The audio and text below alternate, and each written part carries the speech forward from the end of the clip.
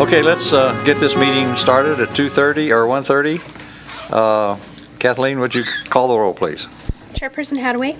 Chair here. Vice Chairperson Giomi. Here. Commissioner Barrett. Here. Commissioner Providenti. Here. Commissioner Swerzik. Here. Quorum is present.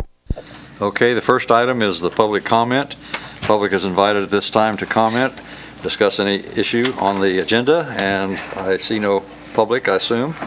You're not public. Item D is discussion of municipalities' annual reports, statements of debt management policy, plans for capital improvement, updates of information, and required NRS as required 350-013. Oh, approval of the minutes. Okay, we can do that too. Item C, approval of the minutes for February 13th. Unless anyone has any suggested changes, I'll entertain a motion to approve those as prepared. So moved. Second. Okay, all those in favor say aye. Aye. Okay, all righty. Let's have Carson City make their presentation. Everyone's got a copy of the material, very well put together, as is the school district, so I'll invite anyone to make a presentation, please.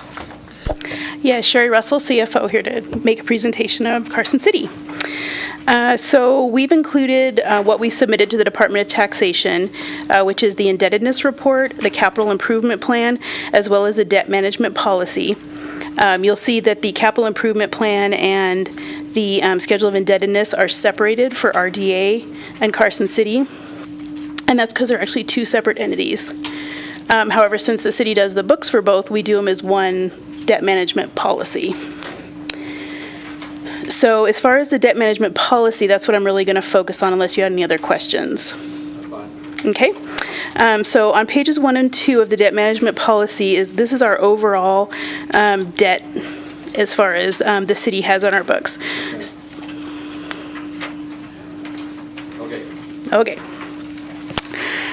So we've got $170,799,919 in general obligation revenue supported debt, and we've got $5,559,800 in general obligation medium-term bonds outstanding.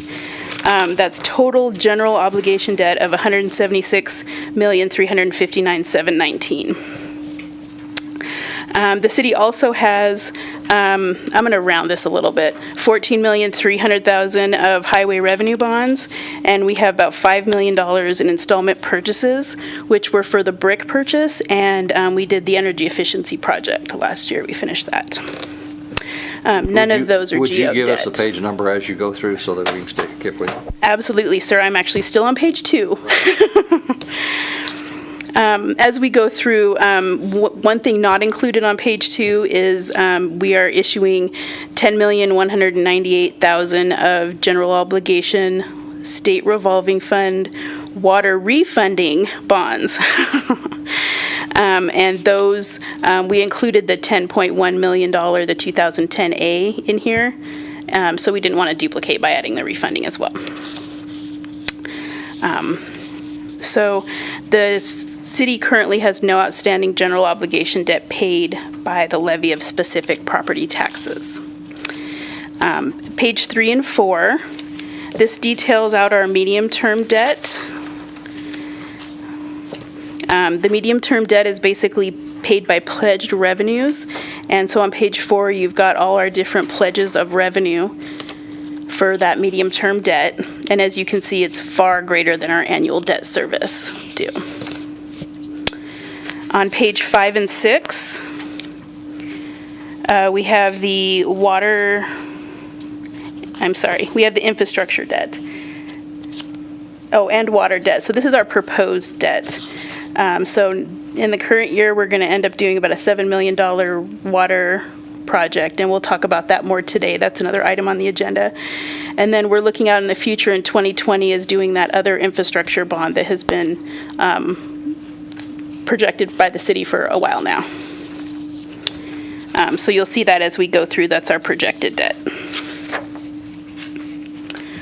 Page 7 and 8 is the $6,700,000 debt pledged by 40% of the quality of life voter approved quarter cent sales tax. So it has a bond coverage ratio of 1.63 in 2019. So that's projected. All the 19 numbers I give you are based on our budget and what we're projecting. And just this first ratio, it indicates how many times we can pay the debt with our pledged revenue. So our goal, of course, is it to be at least 1, so we can pay our debt at least once. So anything over 1 we consider good. So this is 1.63 times. Page 9 and 10 is our infrastructure tax bonds. We've got a little over 13 million in those. We just issued those recently. And this is where we're proposing another $7 million in 2020. Currently, in 19, we're projecting a coverage ratio of 1.88%. When we issue that $7 million, we have an anticipated 1.2 coverage ratio right now based on the fiscal year 19 revenues. So if they go up, obviously that'll change a little bit. And that's pledged by 1/8 of a cent sales tax. Page 11 and 12 is our C-Tax pledge revenue. And so this has a 1.45 coverage ratio. We've got about 27 million outstanding. A large portion of this pays off in 2023. So hopefully, if there's another project pops up, we'll have some capacity there.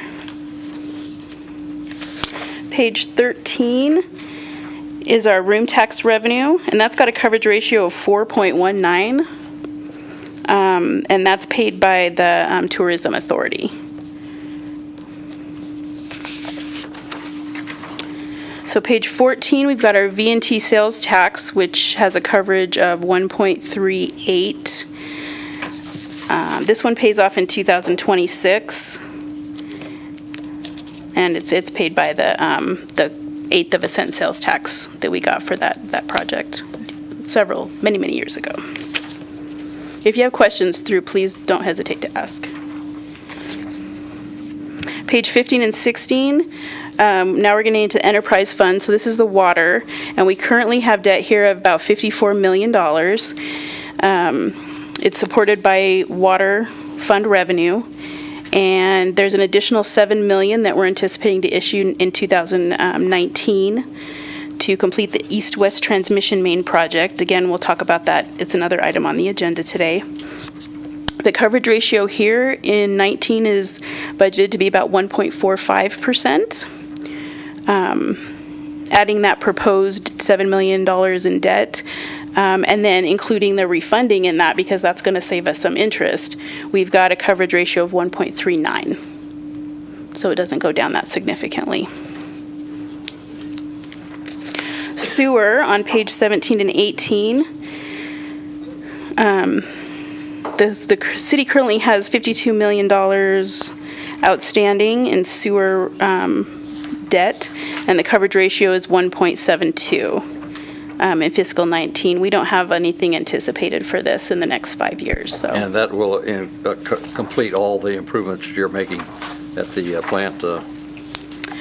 Yeah, we recently issued $6 million in 18, and I don't have anything else to issue for the next 5 years. So.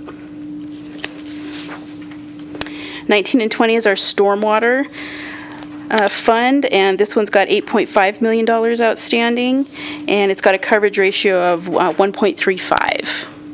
And again, I don't have anything for the next 5 years issuing on that. We did just issue some bonds on that one, so. Page 21, I have a debt margin calculation. The debt margin for the city, you can see there, I've got $53,461,635 in our debt margin capacity as of July 1st, 2018. This does include that $7 million of water bonds that we're going to issue in 19. So if we took that out, obviously as of July 1, we haven't issued them yet, so it would be $60 million. But including that is our available capacity. The city does pay off about $10 million in principal annually. So being that we only have one other $7 million infrastructure sales tax bond, I did do a 5-year projection, and it looks like in 5 years our debt margin should be about $100 million. And then this is always my favorite page, page 22. And this is our debt comparison, where Carson City looks just horrible compared to the rest of the counties on this schedule. And last year, we included a note that I'm sorry we did not have included this year.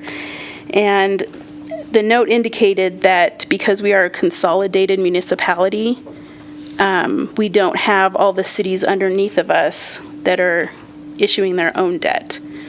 We don't have the water districts and the sewer districts that are issuing their own debt. We issue all of our own debt. We also tend to use the GO rate because it's a better rate than revenue bonds. So that is why our percentage is quite a bit higher. And last year you had asked for a apples to apples comparison, and I did ask J&A to help us with that, and they did, which was wonderful. They did Washoe County. So if we add up Washoe County, RSCVA, Reno, Sparks, Tumwa, Sun Valley, Incline, we add up all the districts and the cities underneath that are issuing debt. They have total debt of $1,285,796,000, and they come to about an 8% debt margin overall. And we're at 11 point, close to 12, I think, so.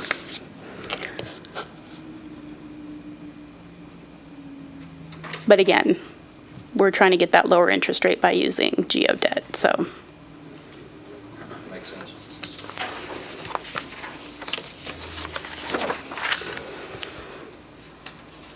Last year, I was also asked about the number of tax-exempt properties or the amount that was tax-exempt.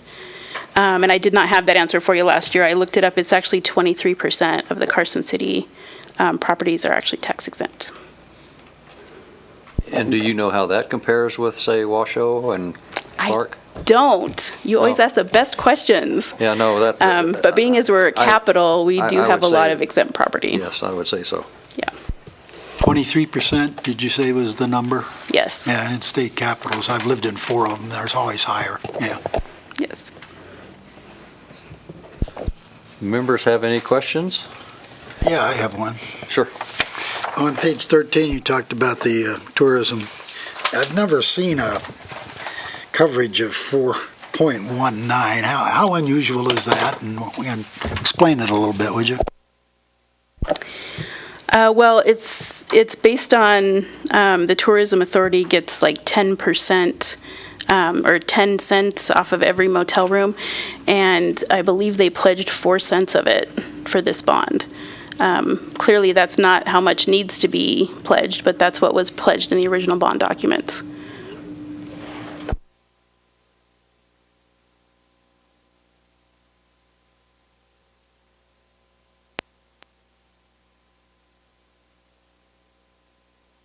Stacy?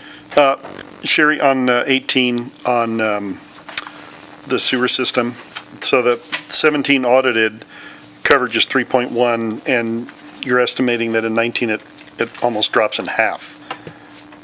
Can you talk about that a little bit? I can.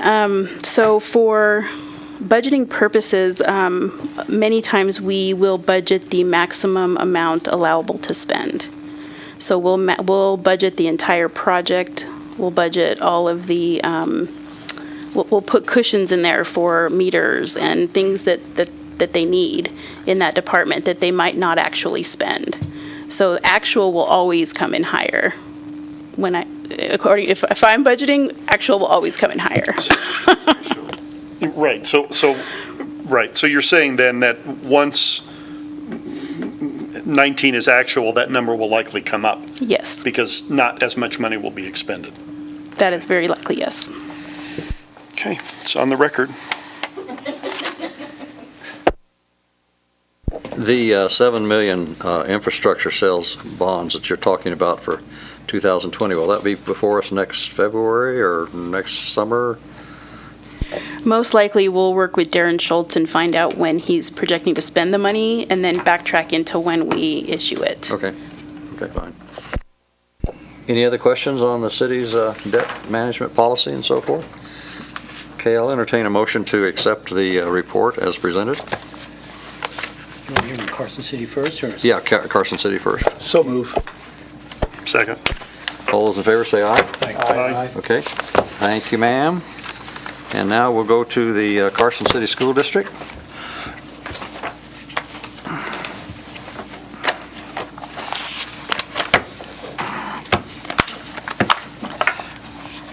Name and position, please.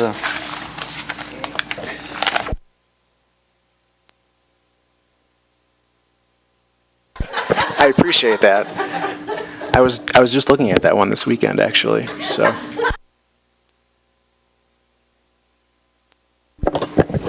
good evening, or sorry, afternoon, commissioners. We have a board meeting tonight, so I'm in school board trustee mode. Andrew Fueling for the record, from Chief Financial Officer for Carson City School District. So, taking a look at the debt management policy document, ours is not. We don't have quite as many moving pieces as the city does, and issuances doing various things around and revenue streams to pull from. So, ours is probably a bit of a quicker discussion, but looking at the document, if you go to just page 1. The table in the middle, general obligation bonds. So total general obligation debt for the district is about $56.5 million. We do also have an installment purchase agreement from 2017, just over $5 million. Like the city, we went through and did some energy savings projects across the school district. So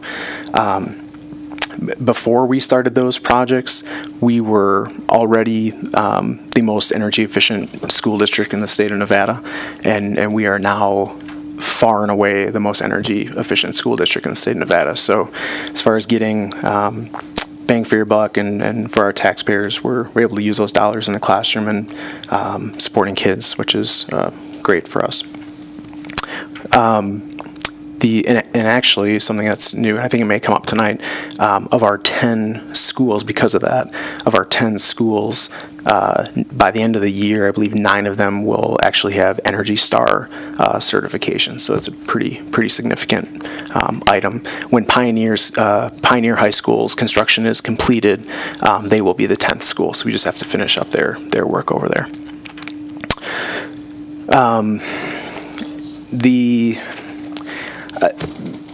I guess just to talk a little bit more about the GO debt and looking forward and what will be coming to you in the future. So in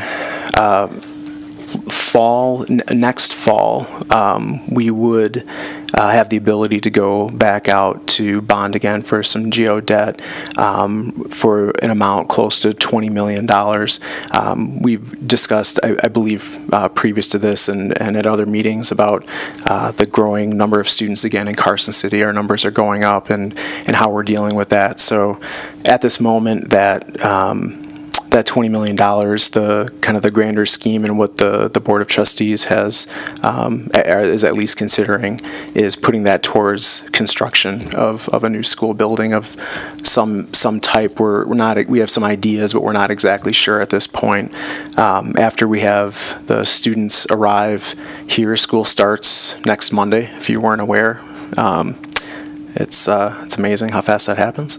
But when we get some numbers coming in of what our student population looks like, we're expecting right now about 70 more students total than we had last year. So if that comes in higher than that, then that's definitely above expectations. And last year we came in well above expectations. So we'll see how that impacts us.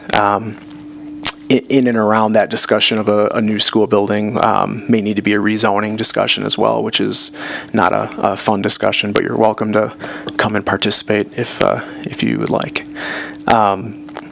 So anyway, I guess the other piece to that as well, we currently have the best bond rating in the state for a school district at AA2, so that will help us get the most out of whatever availability we have for debt financing in the near future. I don't know, are you interested at all in discussing any of the projects that are listed in this document? Just walk us through, and if there's any questions. Okay. I said we don't have quite as much going on as a city, so there's not really as much to talk about. But just looking at some of the specific projects, at least on tap for the current year, and if you have questions about future years, we can discuss that as well. The school district sets aside just for general purpose about $75,000 each for asphalt roofing and just general refresh of buildings each year. So you'll see that on, this is under the SIP page 1 towards the back of your packet. Getting into some of the kind of known actual projects then, Carson High School. If you haven't driven down Salomon this summer, it looks much darker over in their parking lot and looks much nicer. They did a great job over there. The Carson High folks are really happy with the work. So, and also on the backside on Robinson Street, that parking lot area has been changed to allow for buses to actually come into the parking lot to pick up and drop off kids. Prior to this, they had to do drop off and pick up on the street, and now with all the work going in on the Lampa area, that the safety of that is being called into question. So Ryder Homes worked with the school district to make that happen. So that was a really nice addition this year. What's the total roof square footage of the district? It's just over 1 million square feet. And you've allocated 75,000 for roof work? We went through it. It's not enough. I mean, we know it's not enough. It kind of gets back to this. A year from now, we might bond for $20 million. That's not enough to build a school, and that's going all in with $20 million. We still have 10 other buildings in the district that may need work, and our other capital projects funding just isn't that strong. So we did have I believe it was 2 years ago, we had someone come in and do an analysis of all of the roofing in the district. So we have a priority list. We know kind of the greatest needs in the district, asphalt as well. So we know where we stand. We know it's not in maybe the best of places, but at least priority-wise, we know what we need to take care of when we can. One thing to note with Carson High School, Carson High School also this summer they worked on a lot of the locker rooms and restrooms within the building for the, I think this summer they started with varsity girls locker rooms. I forget if they went beyond that, but they did do, I think actually all the varsity locker rooms may have gotten taken care of. So that was something that was in need for quite some time. So that'll be, I think, welcomed when the teams get back. Looking a little bit down the road for Carson High too, you have replacing the football field turf. Right now we have that tagged at $800,000. So that'll be a significant expense. That turf is doing actually very well considering its age, but that is a really large expense that we are very aware of coming up for us. Otherwise for 18-19, if you flip 2 pages, you get to Boardwick Bray. There's going to be some improvements there. Just kind of general improving classrooms, adding some classroom space and modifying some rooms to try to make some space. Boardwick of all the elementaries has seen the greatest increase in students there, so that has kind of come to the forefront as an issue to take care of, and that is an older facility as well, so it takes some TLC along the way. Jumping to the next, I guess these are all numbered CIP2, so I apologize for that. Jump to the next page. You can see Carson Middle School, a STEM lab for $625,000. That is actually should be completed on Friday. That is the goal. So on Monday when kids come back, they are going to have the old, I believe they called it the Universal Arts Wing. It was basically the metal shop, wood shop, that old area, that whole wing. It wasn't getting... it had become a lot of storage actually for old machines, and that has been completely renovated into new STEM is science, technology, engineering, and mathematics. So like a big project area for the kids. So we're pretty excited about that. The big pieces, as you go down to the bottom of that page there, Fremont will be adding only 10,000 square feet, but it's going to cost, there was some cost last year, but this year, in total, it'll be about $4 million. Basically, we're adding to Fremont and Mark Twain, we're adding, I think, between 7 and 8 classrooms, along with some other areas. And just those classrooms, it's really just additions at the end of their wings. It's about $10 million. $4 million. 25 years ago, when those buildings were built entirely, they only cost $4 million. So that's pretty frustrating, the cost escalations. Pioneer High School, that project will also wrap up on the next page. That'll be, it was originally budgeted about $4 million. That is going to go over, but that all the portables there will be replaced. So that'll be a nice for them. That's really it, I guess, of anything that there's probably interest in. I'll take any questions you have. Okay, for the record, would you enter the available general obligation debt limit that you have available right now? That'll complete that presentation. That's on page 5. Oh, the 100 we are available to us. Right. Currently is 180 million. We have 56 million outstanding. Okay. Any questions? Yeah, I've got one. You said that last year, when we came in above expectations, how much was above expectations last year? Oh, sorry. How much were you above expectations on student Enrollment last year? I believe last year in the original budget we did, I think I had us going up 33, and we ended up being up about a little over 90 kids. Yeah, that's where I was heading. My question is, what do you do if you double your expectations this year? What's the fallback for that situation? Right. Are you keeping the portables, for example? Right. So we've done an analysis on all the portables we have.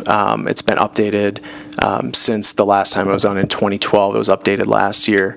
Of the, I think, 10 portables we have in the district, 7 of them are considered to be in very poor condition. So we are going to try, of those very poor, what we can keep and try to modify, fix up, we're going to do that. The ones that are in good condition will absolutely be kept in the district. Some of them at Mark Twain, 2 of those are in very bad condition. 1 might be able to be kept. 1 will probably be kept on campus there. But yeah, I mean, there's kind of a shuffling of these that will happen. Some of the schools, of any of the schools we have, Carson Middle School is having the most problems right now. They saw almost the entire amount of that growth, which was really strange. So they have converted 5 rooms that prior to this were not classrooms into classrooms for this school year. So as long as their numbers will go up this year, but they're prepared for that, they will probably end up close to 1,240 kids this year, which is that's a lot of kids for a middle school. And just 4 years ago, they were, I think, around 1,050. So they've really increased quite a bit over the last number of years. Eagle Valley does have some space. Their class sizes are a little bit smaller. So as much as possible, we'd have to utilize that. At the elementary level, there is room for creativity, but again, you're utilizing space that was not meant really to be classrooms. They're smaller, like tutoring, like 3/4 size classrooms, but those principals are, they have been creative in the past and they can make that happen, but we are definitely aware of trying to keep all the portables that we can and make use of those if necessary. And share with me again, you said the projection this year for increases? I have about 70. 70? About 70, yeah. Don't be So surprised if it does double. Yeah, I've dreamed nightmares about that, so. Yeah, yeah, John, and I think we discussed this at the Board of Supervisors. We had a joint meeting. Currently, we have 55% of our employed workforce that lives in counties outside of Carson.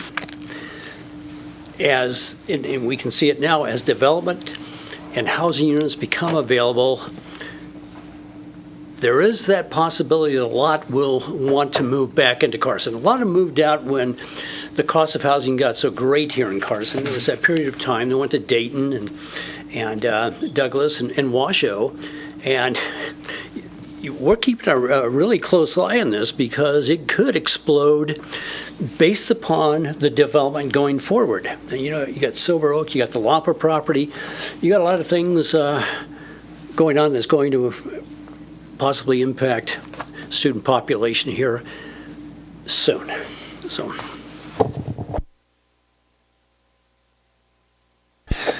Any other questions, comments? Okay, I'll entertain a motion to accept the report as presented. So moved. Second. All those in favor say aye. Aye. Thank you.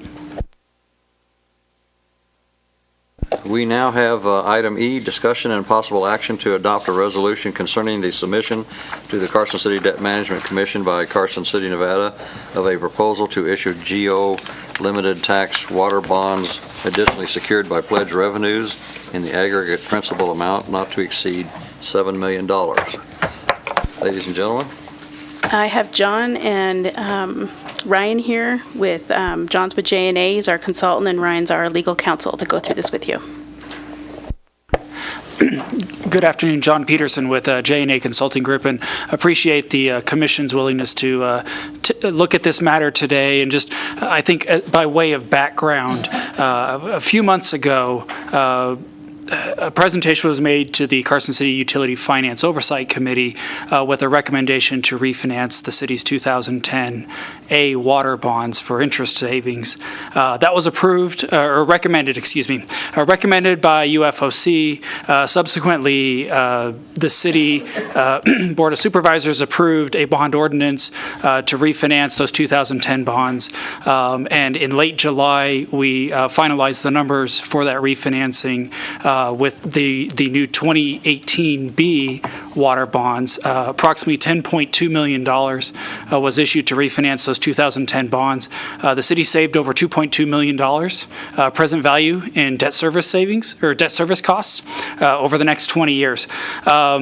The second leg of that financing was required by the Environmental Protection Agency, was for the city to essentially reallocate or to seed those savings into a new water quality project. And so that is the proposal that is in front of you today, is to issue up to $7 million in water bonds. And I think as Ms. Russell mentioned in her presentation about the city's outstanding debt, this would be for the east-west transmission line for the water utility.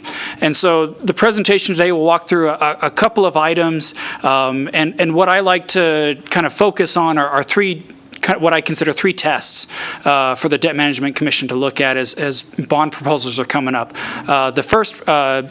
The first test is whether the outstanding debt of the city and the proposed debt of the city is within its statutorily, or in this case, a charter limit as a percentage of assessed value. And for the city, that's 15%. The second criteria that we look at is the affordability of the existing bonds and the proposed bonds to make sure that the city has the revenues to repay those new bonds.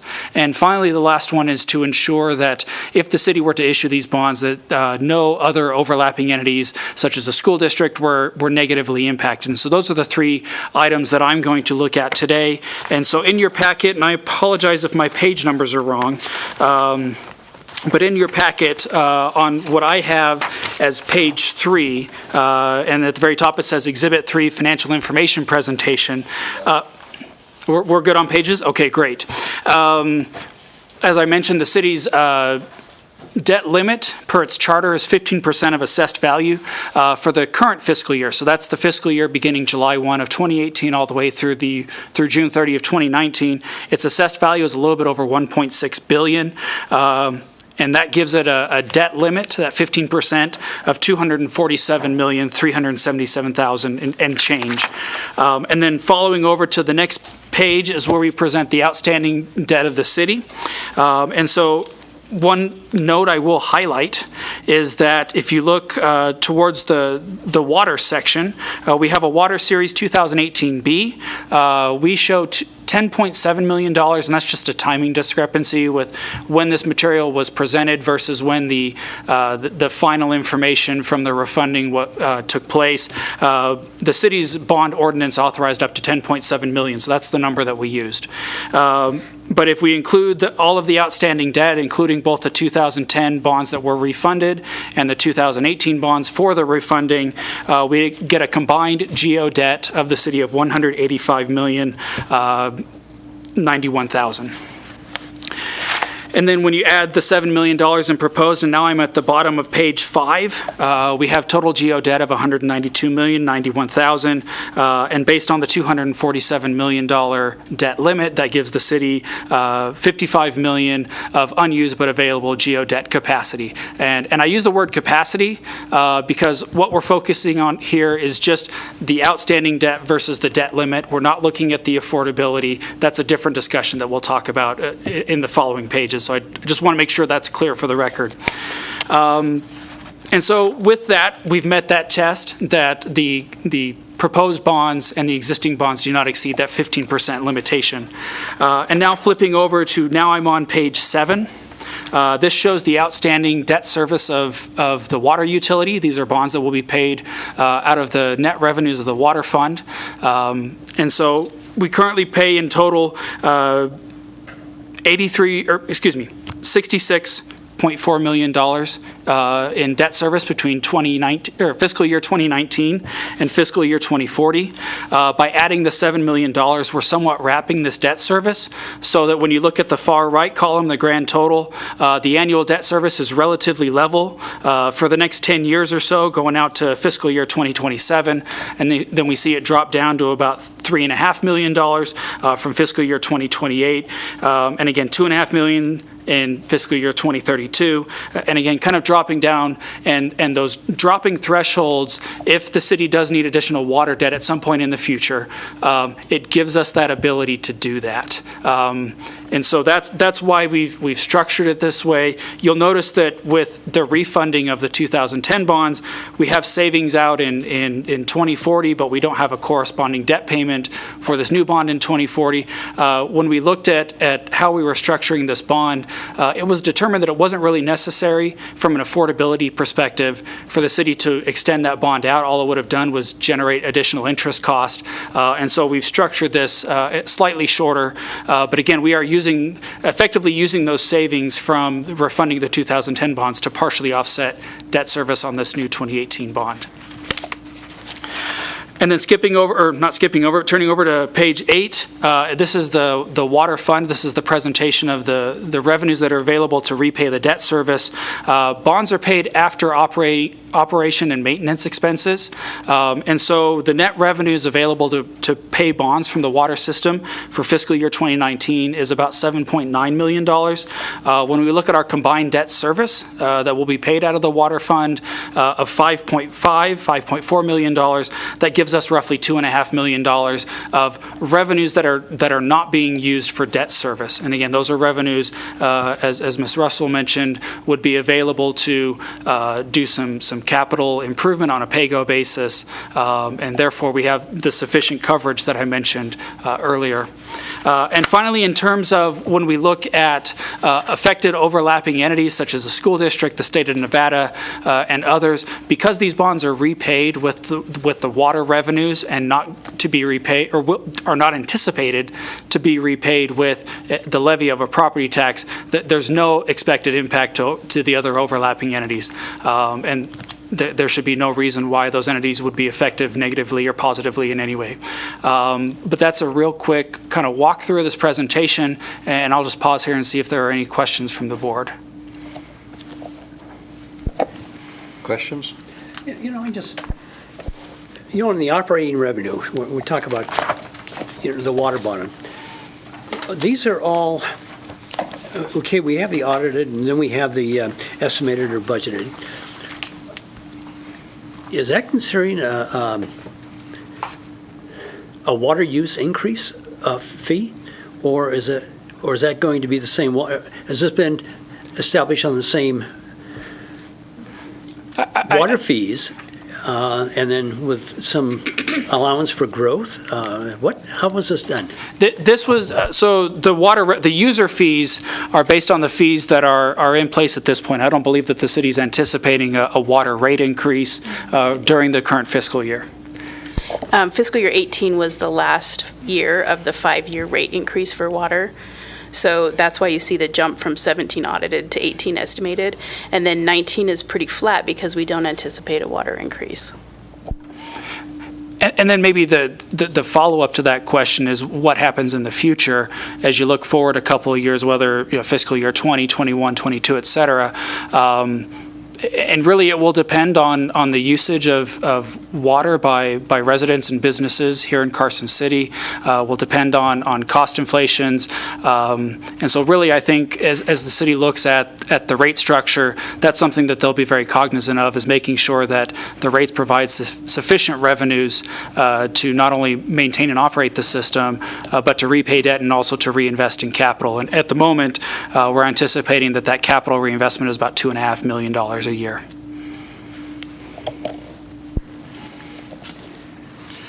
Well, I appreciate the fact that the school and the city has been fairly conservative on your estimates, so they always tend to come in higher.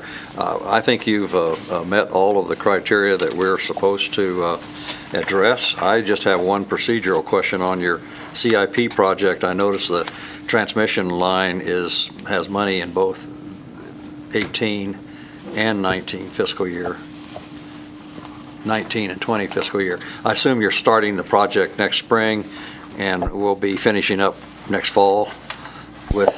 Yeah, we're not anticipating being able to issue until January because we've got a 90-day waiting period and we've got all these things, so we can't issue until January.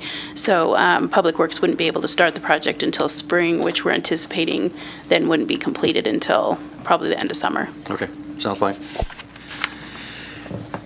Any other questions or comments? Okay, we have the resolution to consider, so whoever's making the motion, if you could... I can do it. Do you have a resolution number? 2018 DMC R1.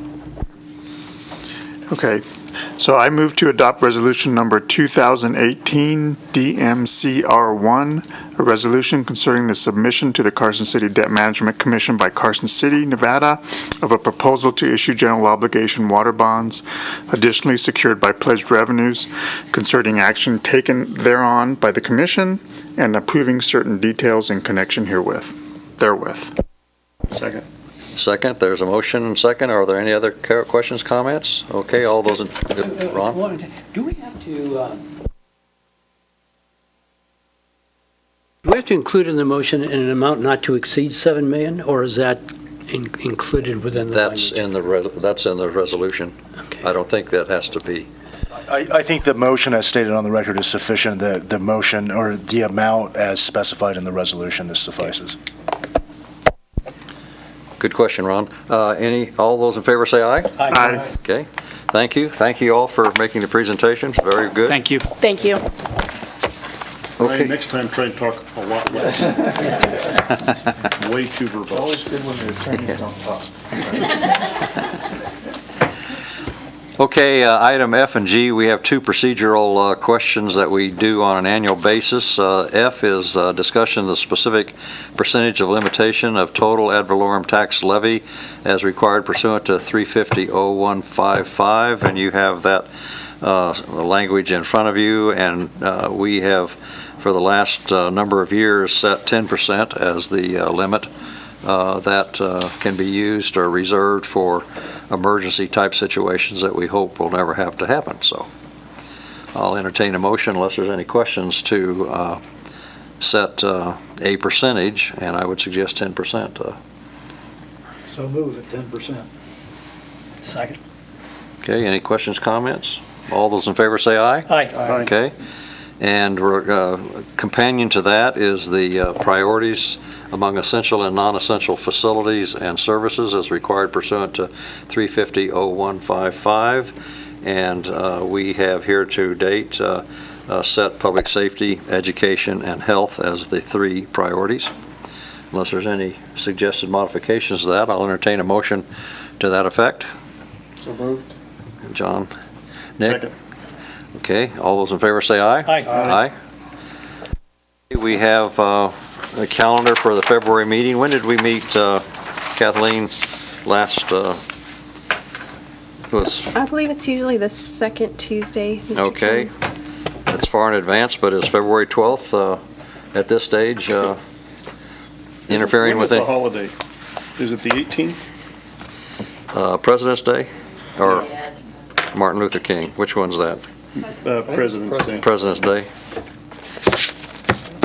I think it's the 18th. Yeah. Can we set the meeting the same week as the board meeting?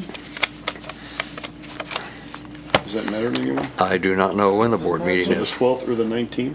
Or the 5th or the 19th? It'd be the 7th and the 21st of that month would be the Board of Supervisors meetings. Is that what you're asking about? Yeah, no, I knew that. I was- Oh. Tuesday would be the 5th or the 19th, Is that too early, the 5th, Oh, sorry. for us? as opposed to. Ron, you got any I school? don't know, no, Tuesday the 12th, or this date, it's the same date as the school board meeting, but, and right now, it doesn't matter because we meet in the evening. If there were a situation where we had to meet in the afternoon, there might be conflict. So the 5th would be better. Yeah, I would think so. We also need to make sure that we have the information from taxation. That's the information that comes to that meeting. And I can't remember, do you remember when we? So it would be better to do Yeah. So 19th? the May play do play it it safe later. be the 19th? Yeah. Okay, That's fine. okay. I'll 1:30? I'll set the 19th at 1:30 for the next meeting. Any other items for the good of the, oh, I guess I should call on public comment again. I see no public comment, so I will adjourn this meeting at 2:20. And John, you'll be late for your meeting, but I think the city manager will be will be understanding.